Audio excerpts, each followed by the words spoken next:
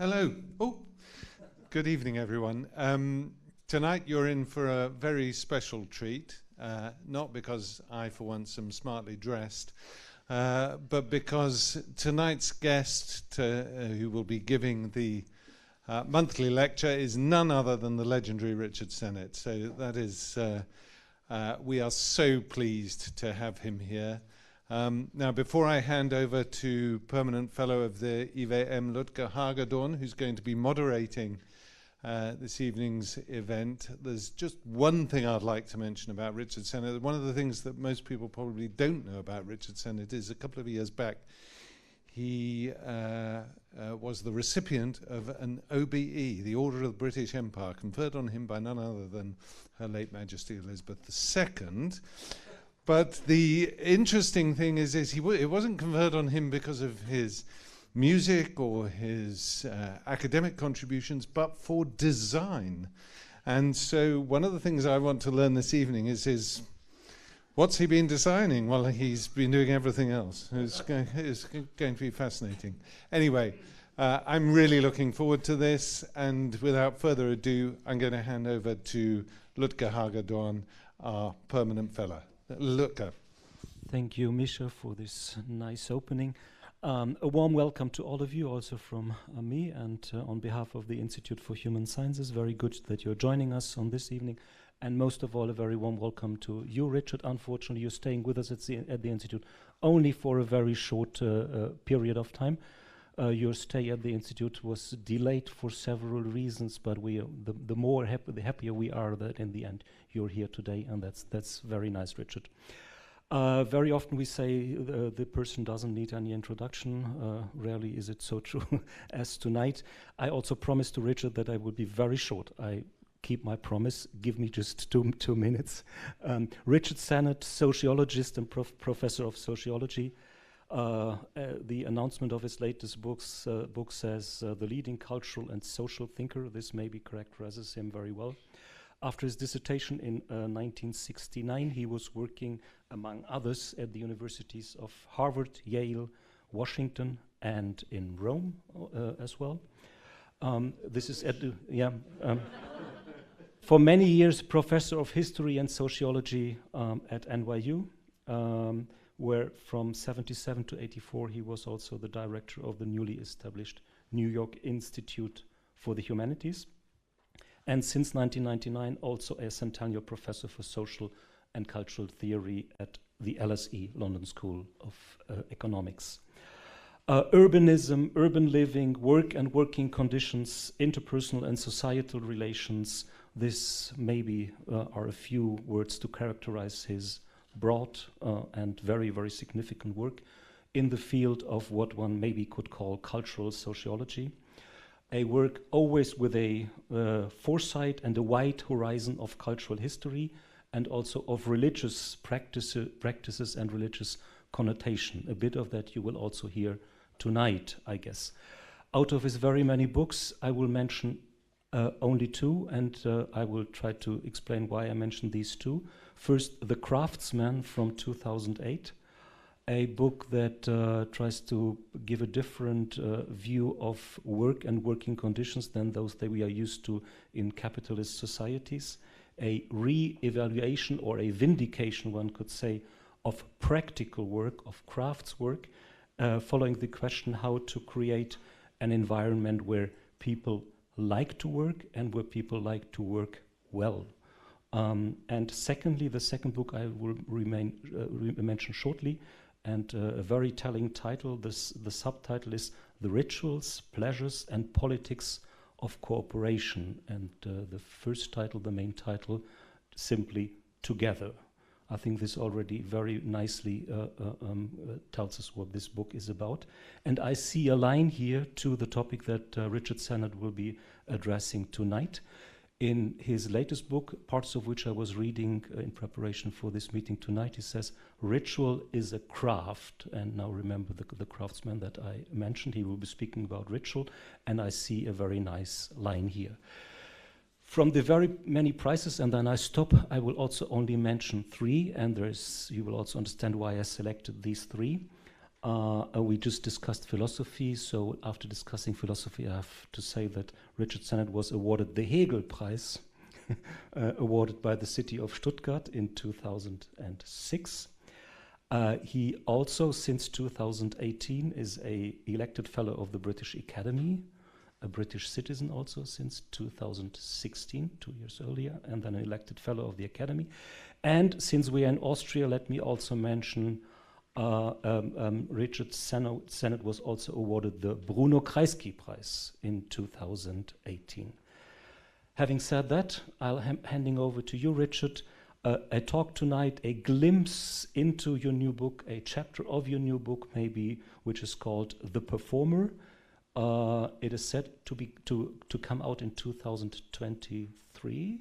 Is that 24? 24, The Performer.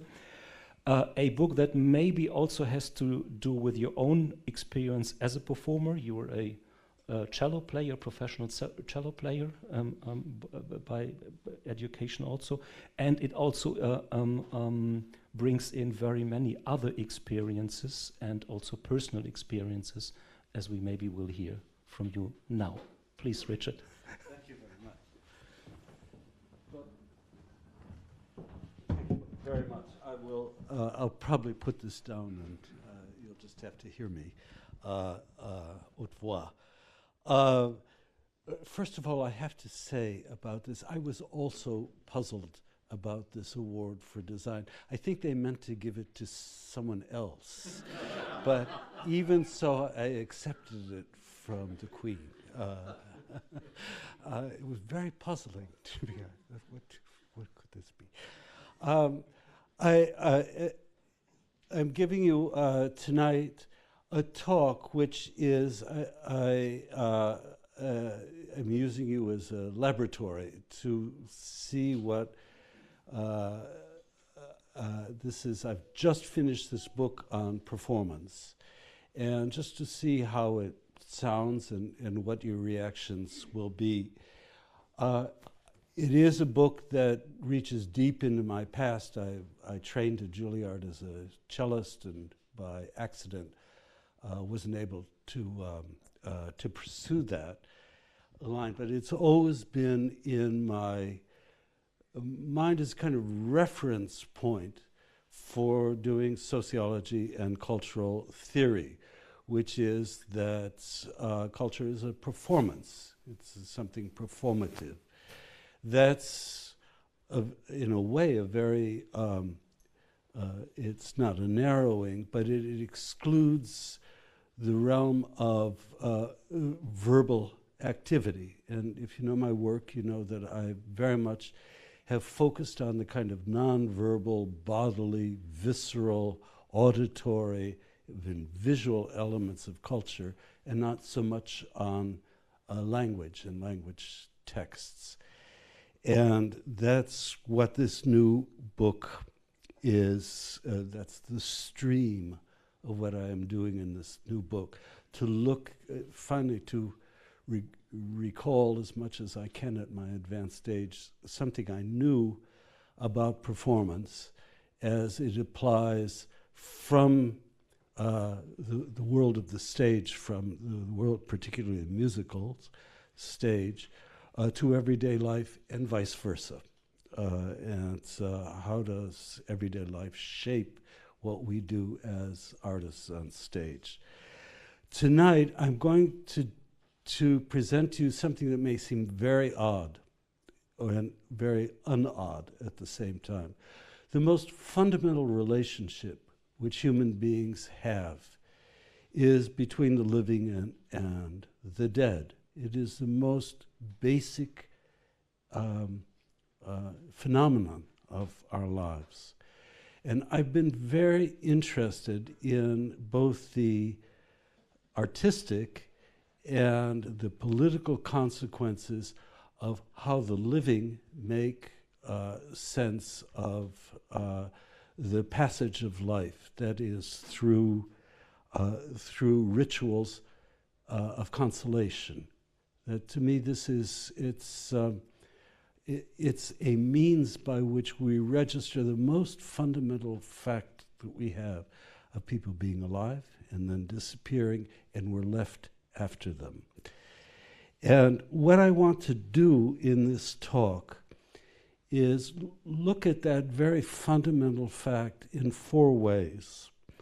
I want to first, and this is where I use you as a test for me, say something about how there can be a tension about the relationship of the experience of consolation between ritual and art making.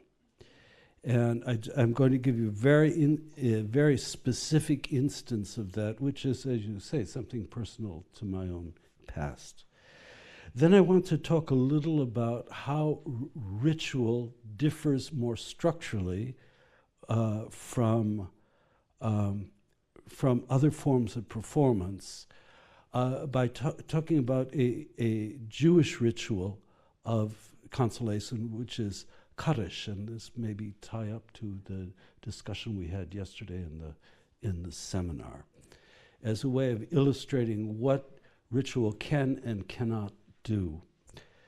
In the third part of this talk, I'm just going to advert very briefly to a change which I think happened in the Renaissance, which dislocated performance and ritual around the issue of consolation. So it's just kind of brief historical look backward.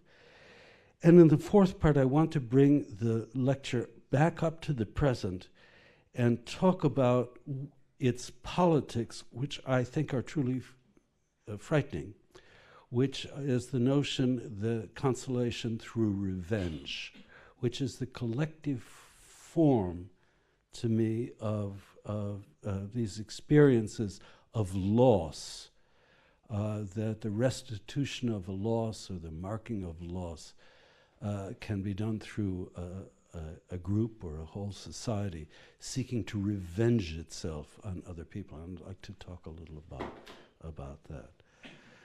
So that's the kind of, I'm all over the terrain here. I hope that's all right. My mind doesn't follow. And I guess a good designer would go from A to B to C. That's not beyond me.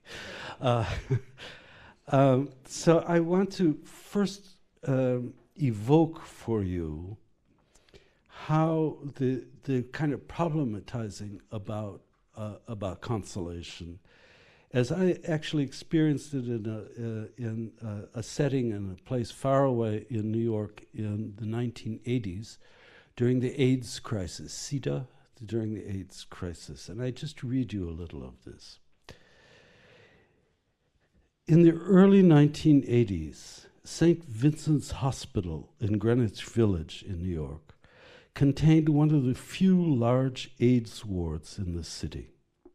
Many hospitals did not equip themselves to treat this disease, at least in large numbers. If they had to take in a patient, he was most often put in isolation.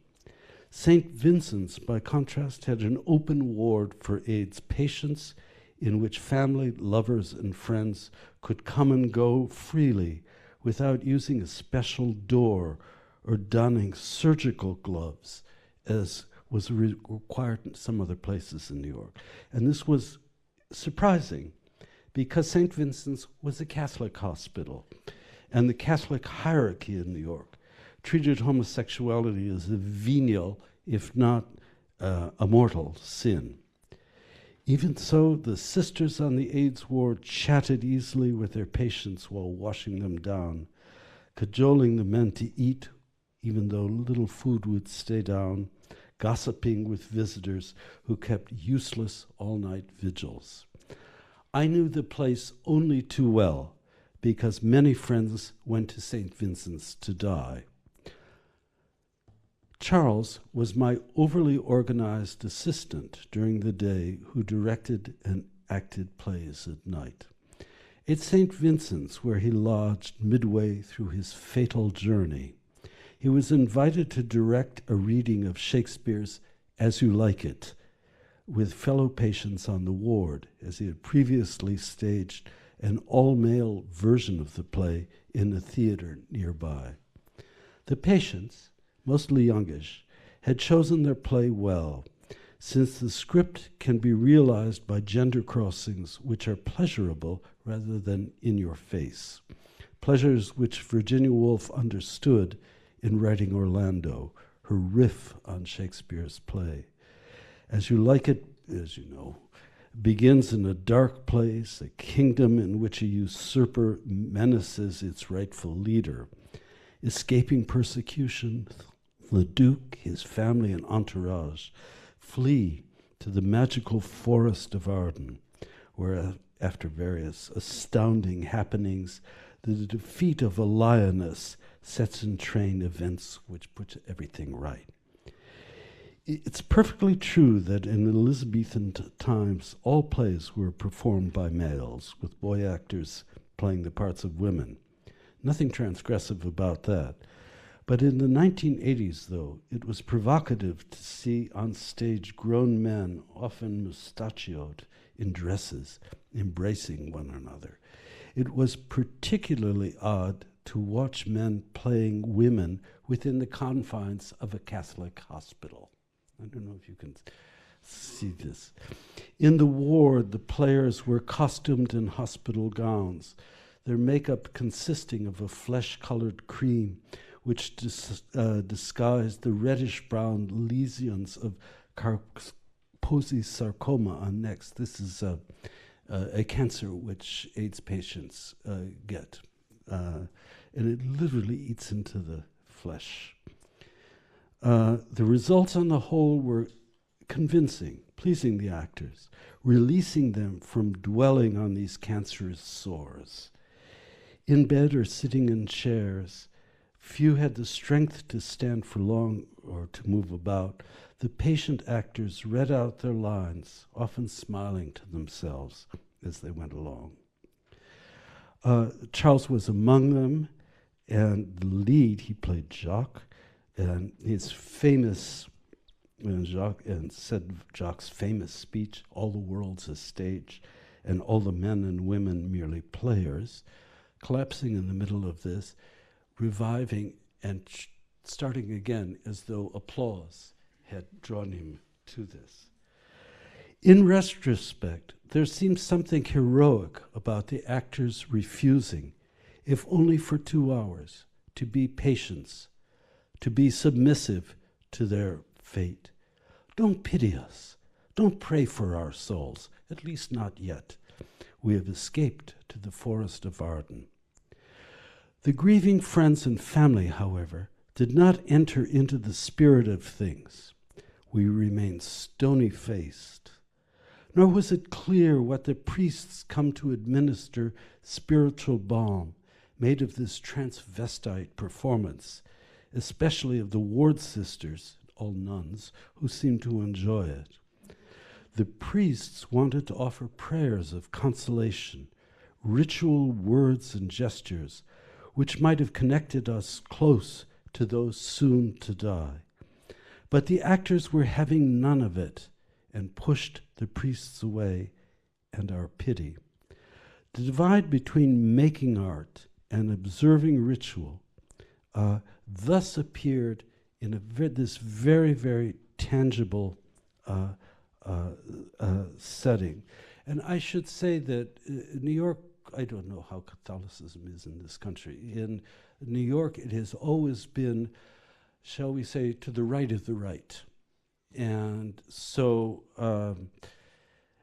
it was a powerful scene because the priests were absolutely horrified by the notion that these nuns were enjoying these men refusing, who were in a Catholic hospital, who were getting pleasure from art rather than ministering to them and having them confess. I should say finally about this scene that Charles was not at ease. Just as the friends and families watched As You Like It, just as we needed a frame for the end of life, so did Charles as he sank closer to death. His attitude toward the priests on their daily visits seemed to soften. He no longer smiled sardonically at them. He acknowledged them, but still waved them away when they began to pray for him. Rather than a defiant act of performing, in the end he showed courage, the courage to die alone without consolation. So this, for me, is a kind of ur-scene of how the experience of making an art can refuse something that is so natural and needful to us, which is to mark this passage of between life and death. I've asked myself about this. In a way, it would seem that there might be no difficulty about connecting art and ritual performances. And any mass or from Bach to Bernstein would do so. But the issue here is there something about ritual itself which is resistant to the work of making art? And that I've tried to reimagine in my mind by seeing Charles dying in a Jewish hospital rather than in a Catholic hospital. Because in a Jewish hospital, he wouldn't have committed a sin. And after he died, the rituals of marking consolation would have been strict in a way which doesn't bend very well to art. I'm going to talk, to illustrate this more structural relationship, a little about the Jewish ritual called Kaddish, which is our ritual of consolation. I should say that the ritual is a doxology. That means it can be performed not simply by priests, but also by the mourners themselves. Basically, it consists of a prayer which anchors funerals and recited at the graveside and then repeated within the home for 11 months after the death of a parent, for 30 days after the death of a partner or child. The doxology arose in the 13th century so that Kaddish could be said by everyday mourners as well as by learned rabbis. Grief and justice intermingle in saying Kaddish because unnatural, involuntary death, genocide or sporadic pogroms, has haunted Jewish history. The Kaddish affirms that those who are killed, as well as those who die naturally, will not be forgotten by others. This is very important to us, that by performing this ritual, people who are not meant to die can be mourned as well as the aged or the sick. Now, it's a ritual which has evolved over the thousands of years of our faith, but it has certain structural elements which I think contrast to the efforts which resist the kinds of, and both resist and provoke, the kinds of reactions, the kinds of courage that Charles had and other people like him in performing the play had. And I just briefly go through these. There are 5 of them that I'll signal out about these structural and tensions, if you like, between ritual and play acting. First of all, rituals are strict in time. When someone dies, you say Kaddish, specified exactly to the day. Kaddish cannot be compressed or expanded. It is not elastic in time. Whereas, as you like it, can be put on any time. Rituals, again, may draw on myths, but myths are not fixed in time in the same way. The Greek word mythos means a story which may be recounted in different ways to different people at different places. The exterior circumstances are not fixed, nor is a myth a narrative in its inner chronology, which is fixed. As you know, a storyteller, as Benjamin has so eloquently written about this, a storyteller, to hold the interests of listeners who also know the rough outlines of the myth, can improvise on it. You cannot do that in a ritual. That is one of the big differences between ritual and myth, as well as ritual and performance. Ritual's strictness in time signals something basic about creativity itself.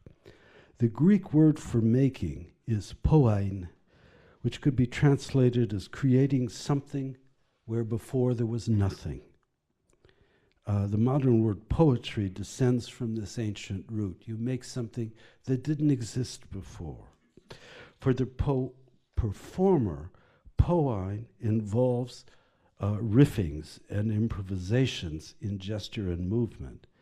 But because the basic outlines of a plot or story are known and set, these alterations draw attention to the performer's own presence, to his or her agency in cultural studies lingo, which I can barely speak. Whereas in a ritual like saying Kaddish, were you to add riffs and embroideries, you would distract from the power of the ritual. Your agency is not the point of you saying Kaddish. Just as being strict in time, the Kaddish is numerically strict. A minyan consists basically of who observe the Kaddish, exists basically of 10 adult Jews. Traditional Judaism made these all men, and less rigid forms of Judaism now include women. But the point is that it's numerically strict. Whereas you can perform Hamlet to 10, 100, or 1,000 spectators. And size is flexible on stage. In a play, you can cut out minor characters. In an opera, the size of the chorus can accordion from small to large. So this strictness is both who is the community, it is basically a number, and it's a strictness in time. When can this community act? And that kind of fundamental forms of strictness in time and number. However, Kaddish is portable in space. The British Prime Minister Theresa May recently described migrants as citizens of nowhere, which has a particular resonance for Jews who have been displaced persons for thousands of years.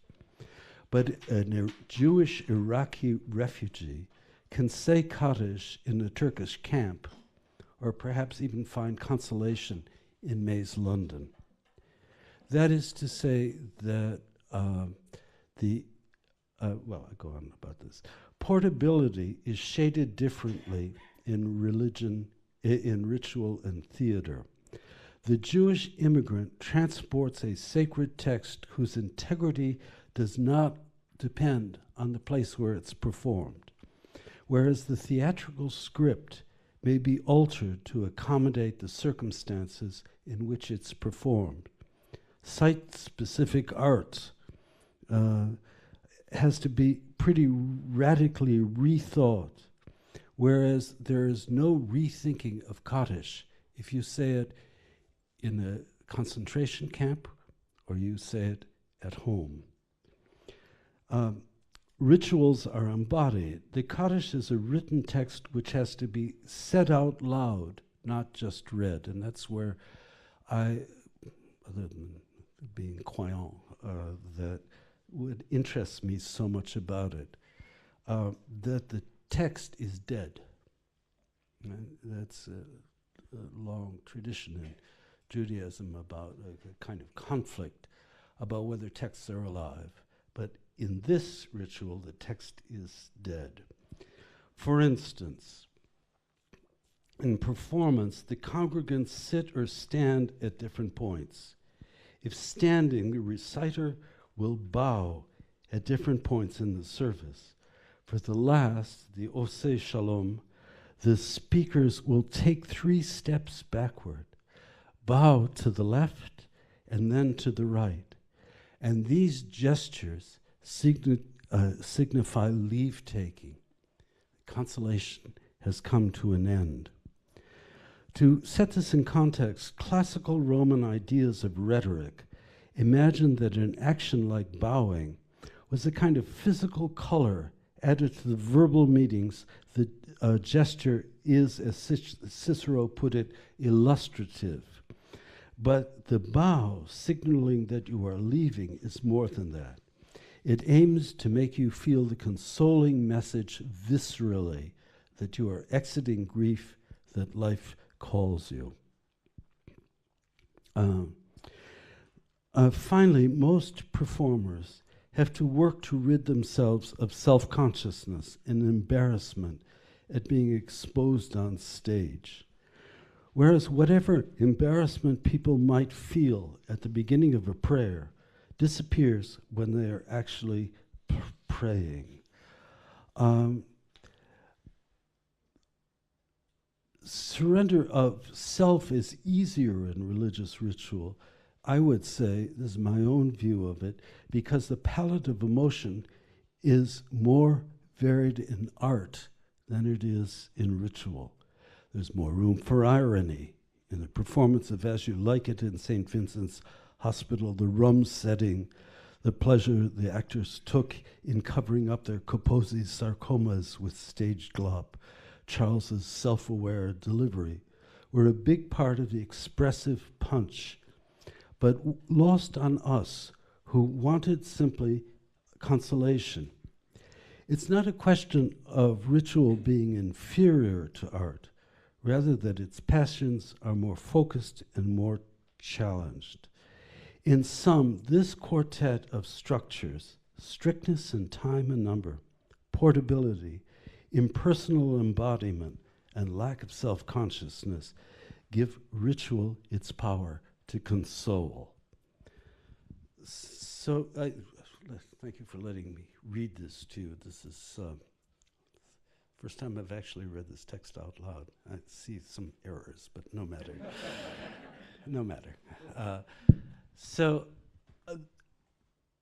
How did this I speak to you more informally now. It's a question that I asked myself, how did this kind of tension come about? And in the third part of this talk, I want to explain to you one way it did. In the history of performance, this tension between ritual and theater.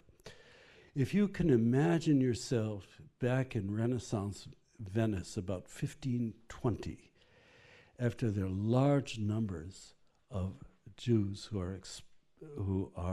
have been expelled in 1492 from Spain, have established themselves in Venice, and the ghetto has been created. What you would see is a particular phenomenon. Walking on the streets, you might see a man wearing a bird-like mask which covers his entire face, and a gown which goes down to his toes, and wearing yellow gloves. This is a Jewish doctor.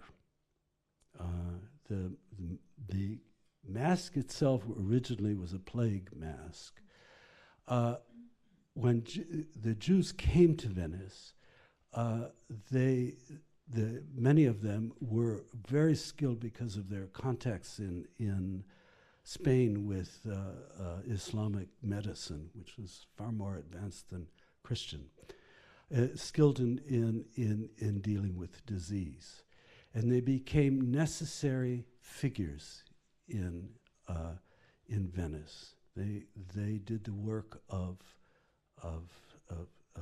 healing, which Christian medicine couldn't do. But they were also impure bodies.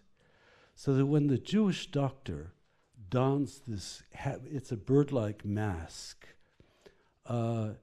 he is marking himself as someone whose body odors and bodily breath, which is impure, which people thought brought syphilis, is held away. But he's also allowed to deal with Christian bodies, to treat them medically. It's a duality, and the same thing with the yellow gloves. They mark that these hands are Jewish hands, so that they're dirty, greasy, all of the tropes of this. But they're also hands that know how to heal. And this scene comes to a kind of conclusion at the deathbed. And I'm very indebted to my old friend Philippe Arias, who wrote a wonderful book about rituals of dying for this. The priests are at the bedside of the dying person. It's very public. All the families are crowded into the death chamber, the chamber where the person is dying. A priest is giving the last rites, and saying prayers to console the living. Behind them is a figure dressed like a bird, half bird, with yellow gloves and a gown that goes down to the floor, who is actually treating the sick person.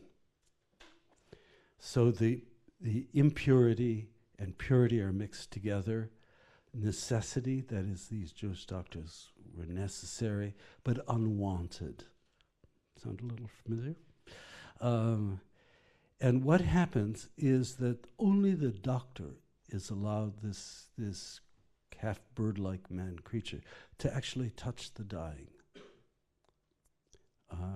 So he plays an incredible role in the ceremonies. And once a person does die, he's the first to be banished from the room, so that these rituals of consolation can be said by everyone in the room. Now, it's a standardized ritual. What happens to it, in part, is that Commedia dell'arte takes over the costumes and particularly the masks of the Jewish doctor. And the doctor becomes a dottore, a famous figure in Commedia dell'arte. The mask is nearly the same. It's actually a little longer, and it's just cut away a bit, but you still are looking at a bird man. And he becomes a figure of fun. He talks gibberish from talking a kind of high language of science. The Commedia dell'arte players will sort of turn it into nonsense syllables, so that it's sort of funny that he's not making any sense. And what is happening to that, and it's true throughout Commedia dell'arte, that the notion of what was the appearance and the physical embodiment of people, which formally established a ritual, is put what's technically called a mise en abîme, which is that the same objects are used in a way which now deny the significance they had before. It's a reversal. You know from Bakhtin how this works in Carnival, and this is something like that. Similarly with the gloves, they're yellow, but the tips of them are now blood red, which we would think is, my God, this is dramatizing the blood of this. Not at all. The blood always wipes off. It's a special kind of ink, and he wipes himself off from it. His hands are smeared. And this is a way that Commedia dell'arte began to physically, viscerally deal with separating art from ritual. And it's quite conscious on their part. It is, I have to say, something that's not particularly Jewish. You can find also in some Commedia dell'arte players doing the same thing with the wine and blood of Christ, you know, with the fundamentals of the sacrament. So that Pantalone, for instance, takes the sacrament and gets wildly drunk, you know, and it's funny, you know, he just keeps drinking, he says, blood of Christ, and so he has chicken wings in the, you know, that he's nibbling on with bread and things like that. It's a way of, I wouldn't say it's desacralizing, but it's putting another kind of experience of performance against the performance of ritual. And in my book, I try to look at the ways in which, in the Renaissance, this had a profound consequence for both everyday life and for politics. Machiavelli, who wrote probably one of the greatest Commedia dell'arte dramas, Mirandola, really treats the prince as a kind of Commedia dell'arte figure, somebody who can change his feelings that he inspires in others, his appearance from time to time to keep people off balance. He manipulates his physical presence as a way of taking control over people's emotions in ways that are not the prince is not a king. He doesn't act like a king with all the rituals and pomp of that. He does something else. Anyhow, I argued this in my book, and I'm glad to argue it with you as well. But the point I want to make about this is that from the vantage point of performers, that the ability to do what Charles did, which is to play with the text, to subvert it, as we would say now, even though it's not subversive, is something that becomes possible in the Renaissance. And in my book, I try and trace out how that evolves into the modern society. Which brings me to the last thing I want to talk to you about, which is what are the politics of consolation and the manipulation of consolation. To me, the politics are built into the notion that consolation for a collectivity can come through revenge. In a way, you understand this immediately. Any German would understand it, looking back to the 1920s. But the notion is that finally the sufferings of a people can, you know, I can repeat all the cliches to you as well as you can. The sufferings of a people will be redeemed by, you know, striking down our enemies and things like that. It has that politics of consolation coming through violent revenge has a kind of psychoanalytic element to it, which is that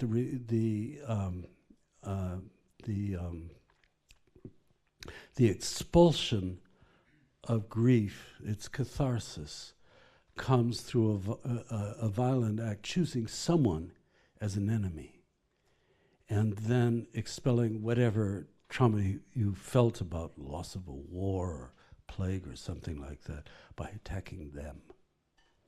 And that was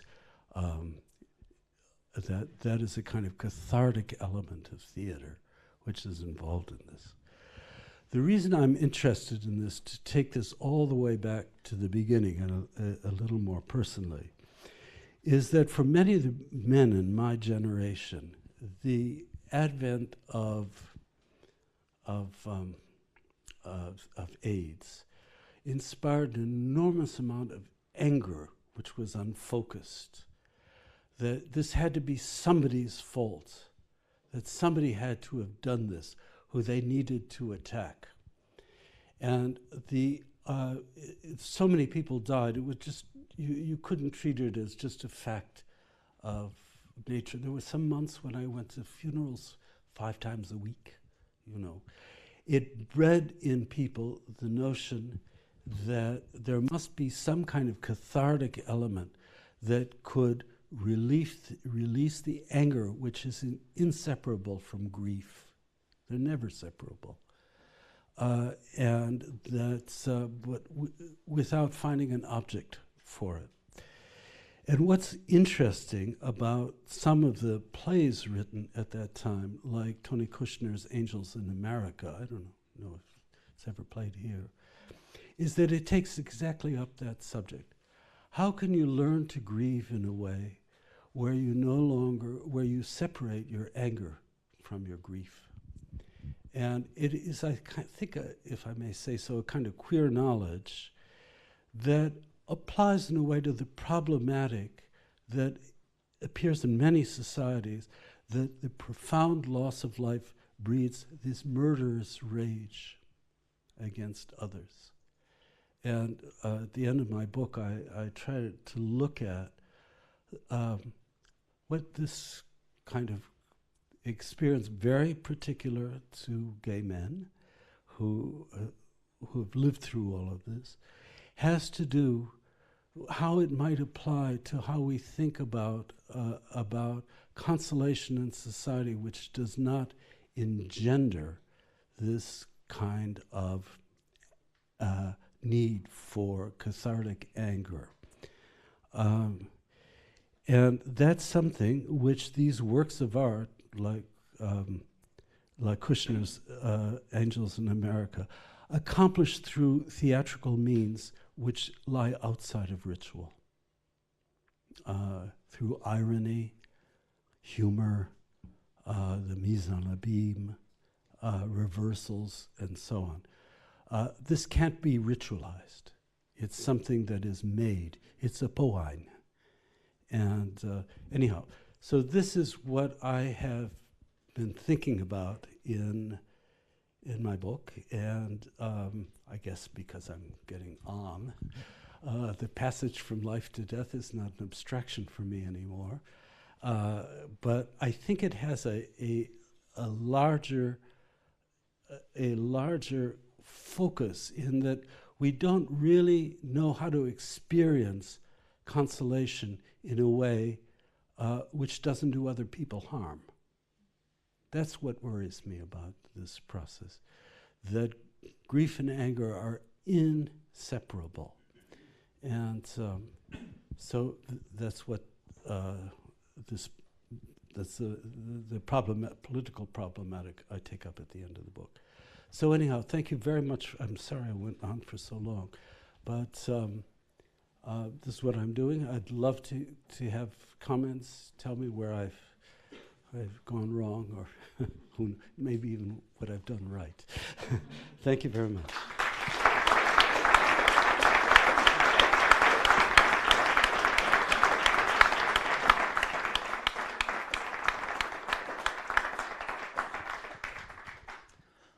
Thank you so much, Richard. If you allow, I will start this discussion off with 2, 3, 4 really brief questions. I don't mind if your answers are short. So be short. I promise to all of you, I'm sure there will be many remarks, comments, questions about it. There will be space and time to do so. Let me just try to start off with referring to your personal experiences at the beginning. You started off with the example of the ward in New York. And the main question is about, in this situation, what is the source of consolation? You later on refer to the Kaddish. I have also read other passages of your book, so I'm also speaking about something that I have read yesterday and today. I think one of the main questions behind tackling this issue of consolation in your book is the coexistence of rituals of consolation that have a religious source and those that are done in the arts. And I guess that your understanding is they coexist, they exist side by side. It is not needed that one is replaced by the others. One could have the idea that in our times the religious rites of consolation have to be or will be replaced by art. I don't think that this is your point of view. Maybe you can say a bit on that? No, that isn't my point of view. My point of view is really not so, as I say, you know, you can listen to a Bach Mass and it's a great work of art and it's a great work of consolation. No, my point is I'm trying to go in a different direction. I'm trying to understand how it is that the palette, if you like, the palette of emotion is displaced from ritual in ways that give us another experience of this as something that's made artistically and which contravenes forms of ritual which are imprisoning or are rigid. It's not that one is better than another, but what I've always had in mind about this is that I've never believed in very simple ideas of what makes a defeated nation, for instance, want to violently strike back against anyone, to find a scapegoat to explain their defeats and so on.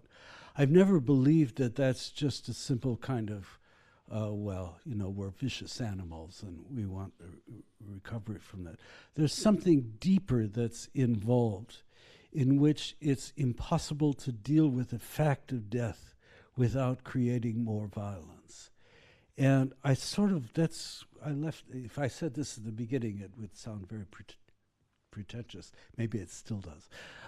But that's the thing that has really moved me about this, that there's some very, very deep, the motives of revenge are often things that are ways of witnessing this fragile, almost mysterious passage from of loss from life to death.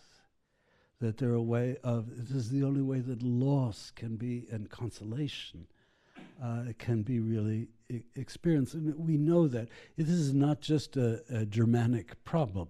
It's a structural problem in all societies. But the question is how to get below the cliches of, oh, they lost the war, so they want revenge. That's trivializing to the experience of, if a husband is shot dead, how do you process that? What is the catharsis that you would have with that? So that's really the aim of looking at this kind of artistic performances, that they offer maybe some forms of them, ways of relief from this kind of circle of consolation and aggression which exists within the ritual frame. Is distance a crucial category here? Because if I recall from what I was reading in your book, one of the examples of the positive examples in the field of art that you refer to is Joseph Beuys, and his performance of explaining pictures to a dead hare. Yeah. This is his experience of death or being near to death, as he explained it. And I think you regard this a rather positive example of how art can do this work of consolation. And my question is it because you very much emphasize the distance of the spectator is kept? Yeah. While in other experiences that you also refer to, this distance is not kept, and you maybe even say this is one of the worst things that our generation has done, is namely overcoming the distance between the spectator and what is going on the stage at some points. And so is distance a central category here? And what are the kind of performances or artworks that work well in that regard? Well, I'm talking about a work of Joseph Beuys in the book. Do you know this? It's a performance piece in which he's cuddling a dead hare in his arms, and he's whispering to it, and what he's whispering about the spectator can't hear. And for him, and it's all modeled on how he survived in the Second World War, that's something else. But for him, the notion about this was that the release is that ultimately the spectator can't identify with him. And he's very explicit about this, very, very intelligent artist.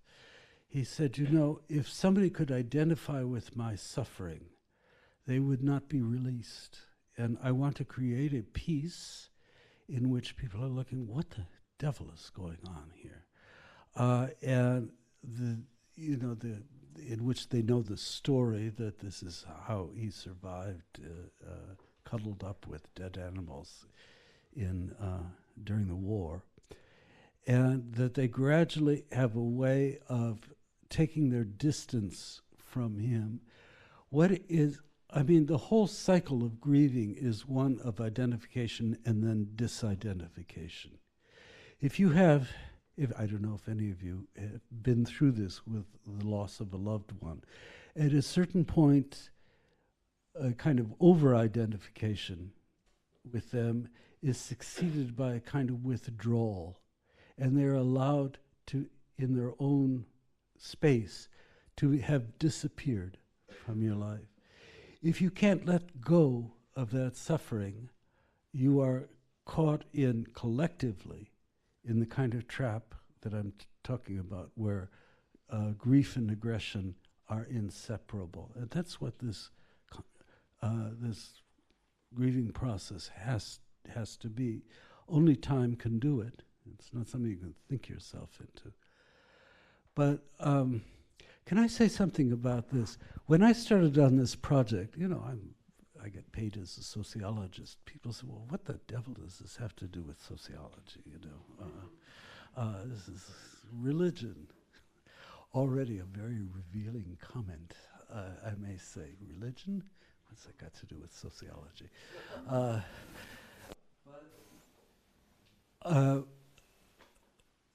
What happens a lot of times in sociological explanations, they become very, very instrumental. And this, which is the most fundamental dyad in every person's life, which is that someone you love will die, is something that can't be reduced to that kind of easy structure about social groupings or so on. But it is a fundamental social as well as personal experience. Anybody who has gone through a war knows it and lost people in the war, And it's either well handled or not handled. And a lot of our experiences, there are some African tribes which deal with this in a much more, if I may say so, civilized manner than we think about a consolation, which is that it must entail revenge. That's a very crude sociological reality that needs to be overcome. So that's why I really got involved with this. And of course I'm interested in cities and, even design. I don't know. But, and I'm interested in labor and so on. But this seems to me to be such a fundamental fact that we have to think about socially, which means we have to think about it outside the kind of confines of something that is a kind of problem which has solutions to be found within the social. To me, the suggestiveness of this is that they're found, within art and with making art. that it's not that it's problem solving, but that it's suggestive about, as with Boyce, about the need to take distance, to lose empathy, you know. And we're not very good at that as societies. Maybe we'll leave it like this for the moment here on stage. So it's time for your comments, questions. Please wait for the microphone. Kasper, Volodymyr and Luisa, maybe we take your questions first. Thank you. So thank you very much for your interesting thoughts, and especially for this thought about intimate connection between grief and revenge. How do you think person or the collectivity feeling that can make themselves understood by outsiders, especially in our age of tolerance, humanism, restraint, search for a compromise and all of that? I'm asking that as a Ukrainian who just arrived from Kyiv and belongs to a society in which we grieve our dead every day. And on the central square, people are kind of mourned every day. And in a virtual square of the internet or in Facebook, they're mourned every day. So as a result, many Ukrainians, maybe most Ukrainians, develop this strong hatred of another society, of another people, which is of course very hard to swallow by others, by those who do not belong, who believe we are kind of degenerating into this abyss of hatred, of something very counterproductive, very destructive. And of course we will need to find our way out. But how can any community, a gay community, a Jewish community after the Holocaust, Ukrainian community after this genocide, can find its way out of that by working over that anger, over that thirst for revenge, and back into mourning and grief, which will not be as destructive. Thank you. Well, that's a. Thank you for the question. I don't think I have the answer for you. I mean, I don't think there's a recipe that you can give for how to do this collectively. And that's what interested me. I know one part about this, which is how it works when an artist takes this process on. That's why Boyce is a central figure for me and so on. But the problem of how a collectivity deals with this, how you don't sink back into hatred of all Russians and so on, is something frankly I don't have the answer to. I want it, but I don't have it. The only thing I'd suggest about this is that the only thought I've had about this is that this is a process that takes time. And the question is how long that time would be. I've talked to people about this a lot, obviously.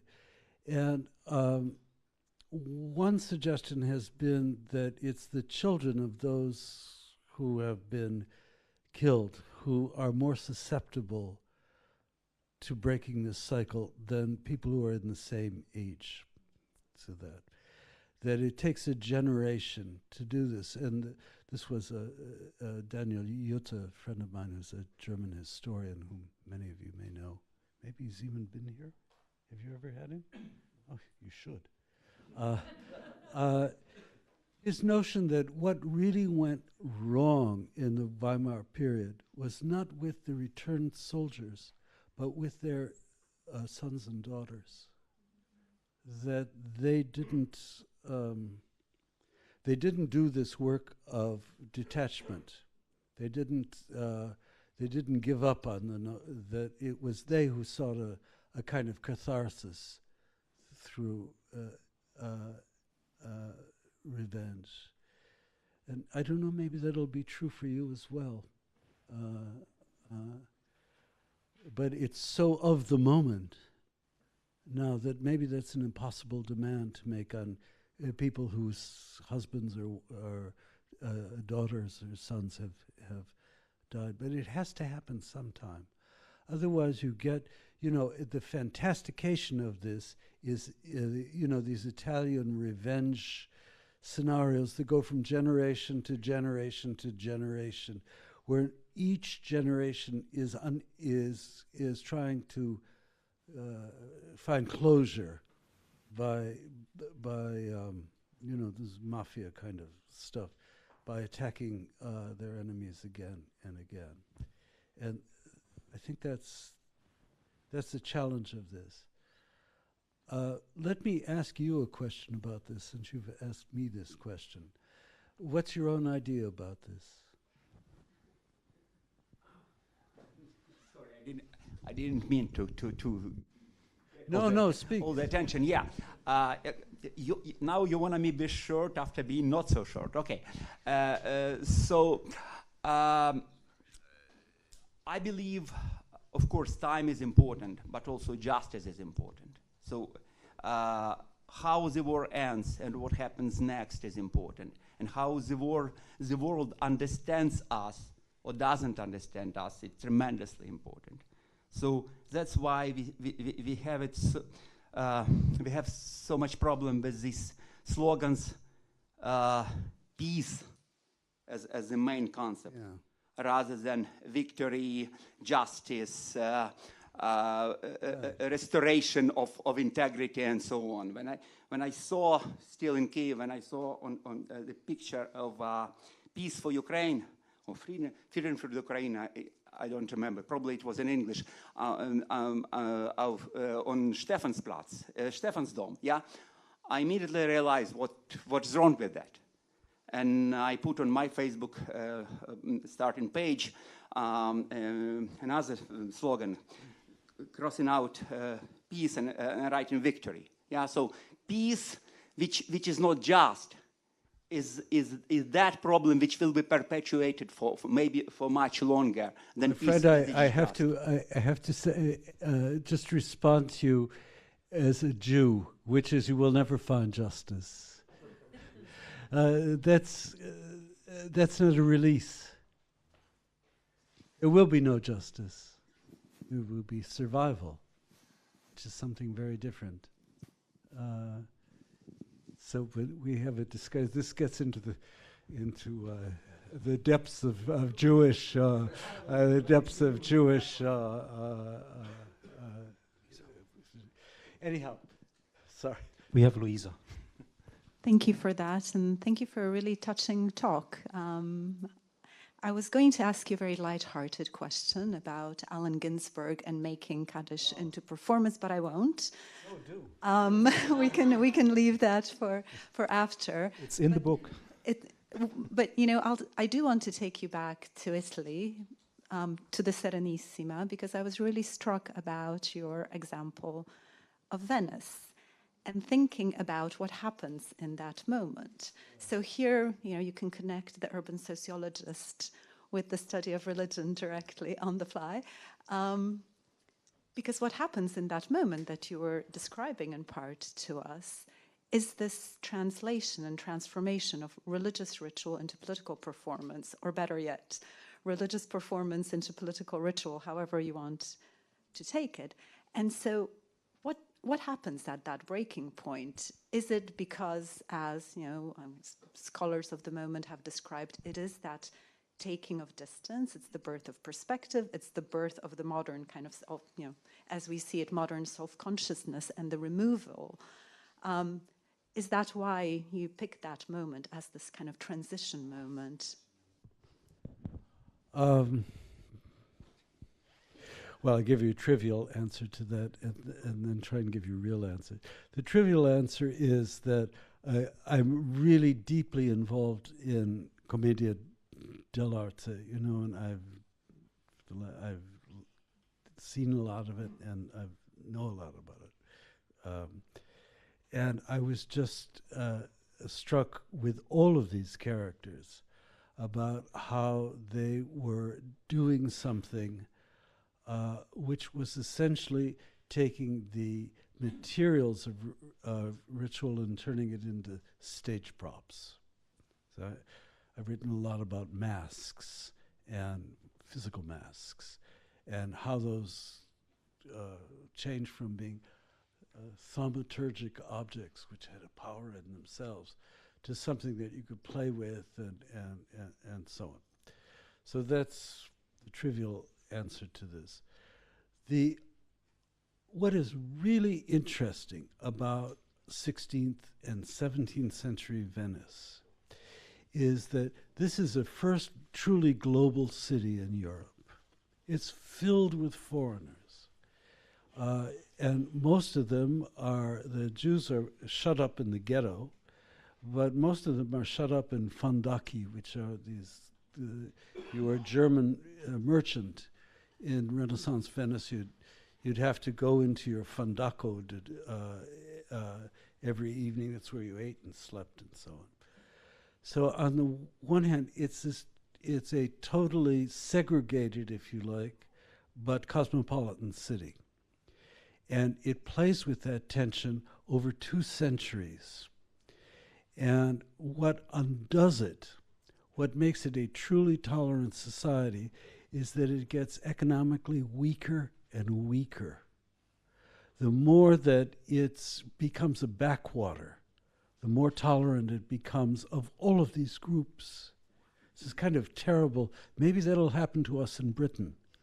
That when we really collapse, we're already there as an economy, but maybe we're on the age of toleration. It's just about to bloom for us, because there was the notion of social integration took the place of economic possession, and the more decayed Venice becomes, the more each one of these groups gets more rights in the society, as though the outsider is going to save the Venetians because they can't save themselves. So it's really quite an interesting story, not one that liberals want to tell, where economic might means all people are open to us and they'll make us stronger. It's just the reverse. And this kind of theatrical culture flourishes within that decadence because it's ironic, it's funny, it takes nothing seriously, it's all sprezzatura. And the art becomes more and more elaborate and good as society declines and becomes more tolerant of the other. Terrible story for no Whig, British Whig they would recoil in horror from this. But I think it's. Can I just say one more thing about this? This is what, in the Mutaquida, which is Ibn Khaldun's account of Islamic cities and Islamic societies, the same dynamic is there. The toleration is a form of decay. And with toleration comes the development of culture. So this is a real world that it is not just Venice, as I say. It's something that's in Arabic thought as well. So we have another question over here in the second row. I will need a drink in short order, so could you have the last question? Thank you. Wine, whiskey, whatever. Thank you for your presentation. I actually came tonight because I'm involved in a collective art project that's about using artifacts from deceased loved ones as a form of processing grief and consolation. Oh. So a lot of your reflections, it's out of the University of South Wales, and it's ongoing right now. But there were a lot of reflections that were very helpful for me tonight. I had Your description of the Commedia dell'arte in Renaissance Venice made me think of a place I go often in Glasgow, where I visit quite frequently, which is a local theater called the Oran Mor, which is a church that's been converted into a theater project. And when you go into the theater, the altar space and all of the artifacts have been replaced with Scottish literary figures and pictures. And in Scotland, they talk about, there are a number of churches, Gothic structures that have been converted into theaters or community centers, and they call this the process of secularization. And I was really curious why you made the point that what happened in Venice was not a case of desacralizing. You talked about the intentionality and a deliberate choice to separate art from ritual, but you wanted to make the distinction from desacralizing, and I wanted to understand that a little bit better. Thank you. Well, that's a wonderful question. Do I understand that you mean that in place of a crucifixion, you would see, Robert Burns, or even more to the point, who's the leader who just stepped down? What's her name? Nicholas Sturgeon. Well, it invites reflection. The thing about this, and this is something, a guide to this is the writings of Mary Douglas on purity and danger, in which the impure is always a way of thinking about what's real and what's unreal. And what I mean by that with this is nobody stopped going to Jewish doctors in Venice because because of Dottore. You know, there wasn't, and the doctor remained this totemic figure in his mask well into the early 18th century. Amazing. It was reassuring to them that there was the half bird man at a death scene. That's even though he became he was also a figure of fun. It's the same thing in Christianity. I mean, nobody stopped taking communion because, you know, because of its mockery. And that's what I think structurally what's so interesting about this is that theater can do things which are forbidden in ritual. It can make these mise en abîme.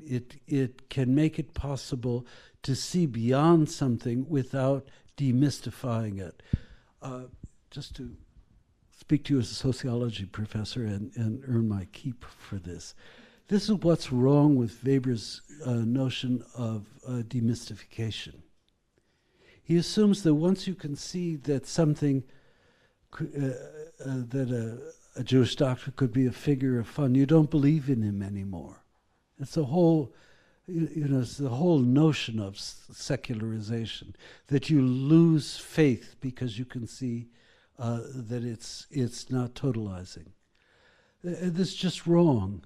It's a wrong way to think about how religion sits inside culture, you know? And so I think that's why those churches look the way they... Nobody's going to stop going to church because they see Nicholas Sturgeon. God, what an image. They see Nicholas Sturgeon, an effigy of Nicholas Sturgeon, where crucifixion might have been a heavenly idea. But you understand the point I'm making about this. And it's one of the complexities of this subject that we have this whole narrative of secularization, which is it's basically one thing replaces another, rather than one thing is something is added, something is destroyed. When you have it's true in all the domains of art, you know. It just as artistic practice. New ways of doing something don't delegitimate what came before. And that's true in society as well. That's a good place to stop. Many things we could have talked about tonight. Luisa mentioned Ginsberg. We could have talked about him. What came to my mind when I was reading your text, Leonard Cohen is one of those who recently has taken up very nicely the Kaddish in his You Want It Darker, where he even quotes it directly: "Magnified and sanctified be thy holy name." And but he has also some very other nice lines in there. I will just quote one, and we take it with us. This is like you performed it even on stage. The stepping back. I will take this line by Leonard Cohen as stepping back from the talk tonight. "I struggled with some demons," Cohen says. "They were middle class and tame." This is also a way of distancing yourself. And you performed it so nicely. The embodiment of what is done in this ritual of mourning. And of liberating yourself, like bowing down to the right, to the left, and 3 steps back, and life is calling us. So now I don't want to keep you from the glass of wine. Wine is calling us, and the good news, it's not only wine for Richard, but it's wine for all of us. So be invited downstairs to our cafeteria, some wine and cheese, or for others who don't like wine and cheese, I can also say water and grapes, whatever you prefer. Welcome. And thank you so much, Richard, for this wonderful evening.